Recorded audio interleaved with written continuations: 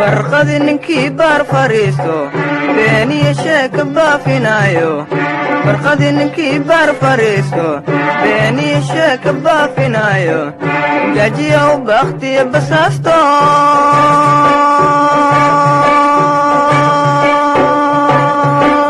duntisu ka boodiyo bulaanye gajiya u bakhtiya basaasto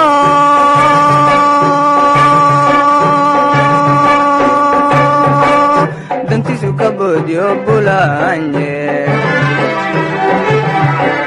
waxbartaan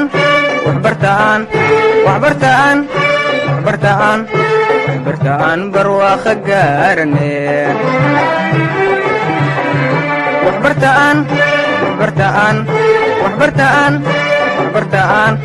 waxbartaan barwaaqa gaarane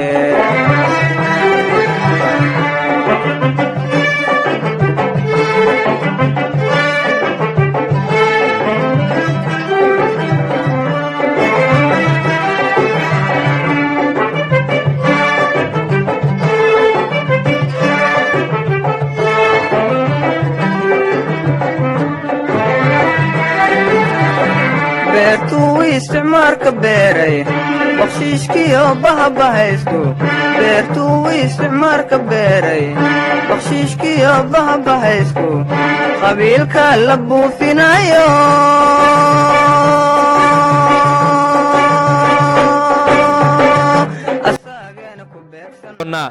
su-aasha waxa ay hor taallaa oo isla markaana la weydiinaya fasalka shanaad dhegihiina fura waa aqoon guud waxaynu dhacaysaa sheeg tirada badaha uu leeyahay waddankeenna hooyo ee Soomaaliya waxaan rajeynayaa inaad garateen isla markaana jawaabta aad la soo degdegi doontaan insha Allah waxbartaan soo ka socda galaaska shanaad soo jawaabta badaha Soomaaliya waxay ka mid yihiin laba oo kala ah badweynta Hindiya iyo badda Cas waayahay ardaygaasi ka warcelinayay su'aashii 13aad ee guud ahaan tartankeena iyo tii 7aad ee toos loo hordhigay fasalka shanaad waxay ahayd su'aal aqoon guuda waxayna u dhacaysay sheeg tirada badaha waddankeena hooyo uu leeyahay adigoo kala magacaabaya jawaabta ay ka bixiyay ardaygaasi oo ahayd badda Cas iyo badweynta Hindiya haddii ay tahay sax iyo khalad gudiga tartanka Kalso Cabdullaahi su'aashii la weydiiyay fasalka shanaad ardayga ka socday jawaabtu ka bixiyay waa sax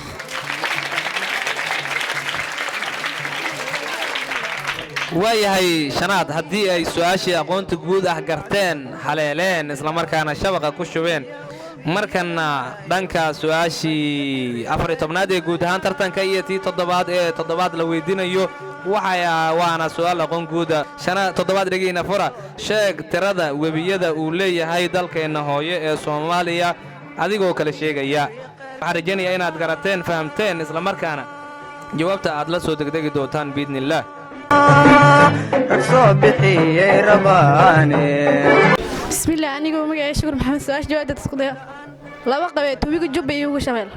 ardaydaasi ka socotay fasalka 7aad ka warcelinaysay su'aashii 14aad ee guud ahaan tartanka iyo tii 7aad ee toos loo hordhigay waxa ahayd su'aal aqoon guuda una dhacaysay sheeg tirada webiyada waddankeena hooyo uu leeyahay adigoo kala magacaabaya jawaabta ay ka bixisay oo ah jubba iyo shabeelle haddii ay tahay tii saxda ahayd iyo in kale gudiga su'aashii aqoonta guud ee la weydiiyay fasalka 7aad ardayda ka socotay si sax ay kala jawaabeen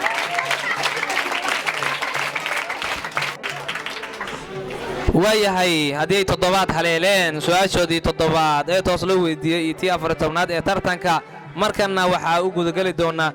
qaybihii su'aalihii ugu dambeeyay qaybihii dambe ee tartankaas la soo gaarnay markana shanaad dhegihiina fura maxaa ayuu ku salaysan yahay cilmiga sayniska waxaan rajeynayaa su'aashaas jawaabteeda inaad su'aasha fahamteen isla markaana jawaabta aad la soo degdegi doontaan insha Allah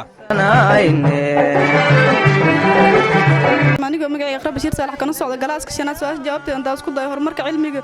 sayniska waxa uu ku salaysan yahay xalinta mushkiladaha qofka iyo bulshada ay kula kulmaan deegaanka ay degan yihiin. tii ugu dambeysay ee shanaad la weydiiyey waxay ahayd su'aal ku saabsaneed علومتا تكنولوجيا أما علمك عصرية تكنولوجيا وحين ودعيسي شيك محا أيو علمك ساينس كوسا هاي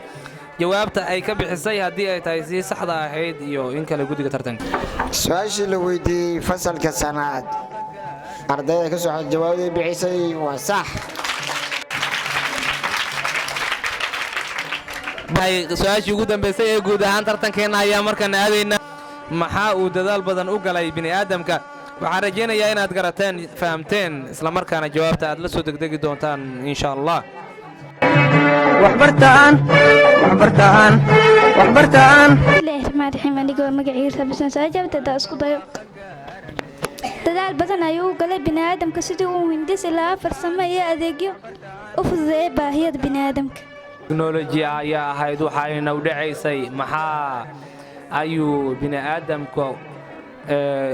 sameeyaa si uu noloshiisa u hormariyo ardaydaasi jawaabta ay ka bixisay haddii ay tahay sax iyo khalad guddiga tartanka su-aashii la weydiiyey fasalka toddobaad ardayda ka socotay jawaabta ay ka bixisay waa sax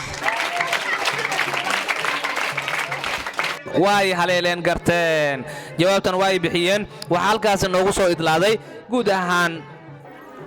su'aalaheennii maanta aynu ugu talagalnay inaynu ku soo dhaxbaahino barnaamijkeena tartan cilmiyeedka kadis su'aaluhu waxay ahaayeen kuwa ka kooban 16 su'aalood fasal walba waxa uu xaq u yeelanayay in la weydiiyo 8 su'aalood labada fasal ee maanta tartamaysay fasalada 7 iyo 5aad waa mahad celinayna qaabka quruxda badan ee tartanka u soo xaadireen iyo sida ay tartanka nidaamkiisa nagu ilaalinayaan waxaan rabnaa mar dhow inaan natiijada guud galno mikrofoonka markan waxa ku wareejin doonaa al-ustaad Aisho oo intay tartankeena baahinaynay su'aalaha dhibcaha sida loo kala urursaday inuu qoraysay waxa ka dhacay tartan aad u qurux badan kaas oo u dhaxeeyay galaashada 5aad iyo 7aad haddaan ku hormaran galaaska 7aad guud ahaan su'aalaha la weydiiyey waxay gaarayeen ilaa iyo 8 su'aalood 8 su'aal ee la weydiiyey mid kamid ah ay gafeen sidoo kale wax ka faa'iideysiin ma helin dhibcaha guud ee maanta galaaska 7aad ay keensadeen waa 14 dhibcood dhan kale galaaska 5aad asna waxaa la weydiiyey 8 su'aalood 8 su'aal ee la weydiiyey midna kama qaldin halka faa'iideysiga usoo gudbo wayna ka faa'iideysteen saasna waxay ku keeneen 17 dhibcood marka maanta waxaa guuleystay galaaska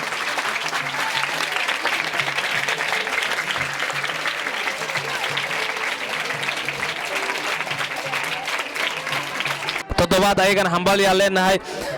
shanaad haddii ay koobkii ku guulaysteen isla markaana toddobaadna kaalinta labaad ay galeen toddobaad haddii ay guulaystaan iyo haddii shanaad guulaystaan laba fasalo walaalaah waaye waxa tartanka loo qabanaayo ujeedadiisu wuxuu yahay in fasaladan ay isku dhexgalaan ay isku bartaan isku walaashadaan heerka aqoontooda ay isku weydaarsadaan waxaa rajeeyaa أولاً إلها ما دسكله مركي حين ومهد علنينا مامولها أي معلمين سيد وناكسن نوصل برين حبك إياه أخلاق ذا وناكسن وحبرشة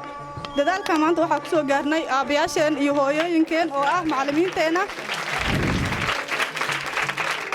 مرة بعد مرسد عاد وحا ومهد علنينا مامولياش معلمين تأيو dadka ka soo qayb galayaasha iyo taageero iyo fasalka toddobaad iyo shanaad doo guuleystay waa toddobaad doo guuleystay toddobaad doo guuleystana waa shanaad doo guuleystaan taa guul dareysteen ma ahan sida arkaysaan waxay ku guuleysteen koobka Ramadan Cup oo aan iskuulka dhignay laguna bixinayo tartan aqooneed tartan cilmiyeed waxaan u yeeraynaa kaab galaaska fasalka shanaad si ay u qaado oo ay tiimkeeda ula dhex tagto koobka uguna dabaaldegaan kaabgalaaska u yeeraynaa waa 9 gabadha kaabgalaas u ah koobka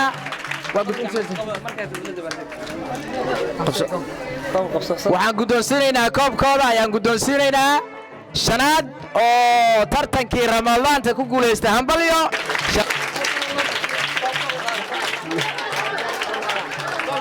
waay galeen koobkooda allah barkeeyo koo yariis waay koobkooda yariiskaasaan siinin ayagana aad iyo aad hambalyo toddobaad waa bartaas inaad ku dabaaldegtaan idinkana koobkiina insha allah aad mahadsantihiin hambalyo toddobaad ayaa meesha ka soo muuqanin sanadkan oo dhulka lagu jiiday waxaa sidoo kale meesha aanaan noo soo muuqan oo aan la arkin galaasmarkii koowaad labaad saddexaad afaraad oo buluug oo dhan asna sooma muuqanin waxaan aad ugu mahadcelinaynaa jaallayaasha inay xureysteen iskuulka markaan oo kaalintii koowaad iyo labaadba iyaga isku qabsadeen oo buluug iyo caddaysba laga saaray meesha marka sanadka dambe waxaan rajaynaynaa kaakiga iyo buluugga inaysa soo dhisaan oo jaallaha iyagana kalkooda lidhaa raalli ahaada sanadkii horaa sanadkiina ahayo marka dhammaantiin hambalyo guulaysta khayr aad idiin rajaynayna insha allah